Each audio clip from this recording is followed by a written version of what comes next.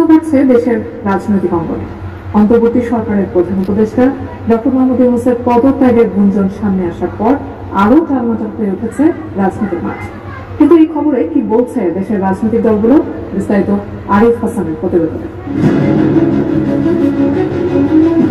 বাংলাদেশের রাজনৈতিক অঙ্গনে একের পর এক নাটকীয় পরিবর্তনের মধ্যে সবচেয়ে আলোচিত গুঞ্জন এখন অন্তর্বর্তী সরকারের প্রধান উপদেষ্টা অধ্যাপক ডক্টর মোহাম্মদ ইউনূসের পদত্যাগ ঘটনা। এই গুঞ্জন ঘিরে দেশের রাজনীতিতে নতুন করে উত্তাপ ছড়িয়েছে। প্রতিক্রিয়া জানাচ্ছেন বিভিন্ন রাজনৈতিক দলের শীর্ষ নেতা থেকে শুরু করে সাধারণ মানুষও।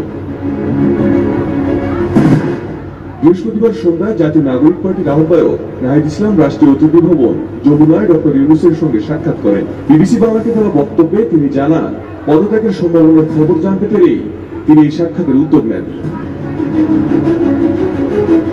প্রধান উপদেষ্টার পদত্যাগের ভাবনার খবর প্রকাশে আসলে সন্ধ্যায় বিএনপি এক সংবাদ সম্মেলনে অন্তর্বর্তী সরকারের বিতর্কিত উপদেষ্টাদের অপসারণের দাবি তোলে। বিএনপির স্থায়ী কমিটির সদস্য খন্দকার মোশাররফ হোসেন জানান, সরকারের ভাবমূর্তি রক্ষায় বিতর্কিত উপদেষ্টাদের অপসারণ জরুরি। এছাড়া জাতীয় নিরাপত্তা উপদেষ্টার বক্তব্য নতুন করে বিতর্কের জন্ম দিয়েছে বলে মন্তব্য করেন তিনি।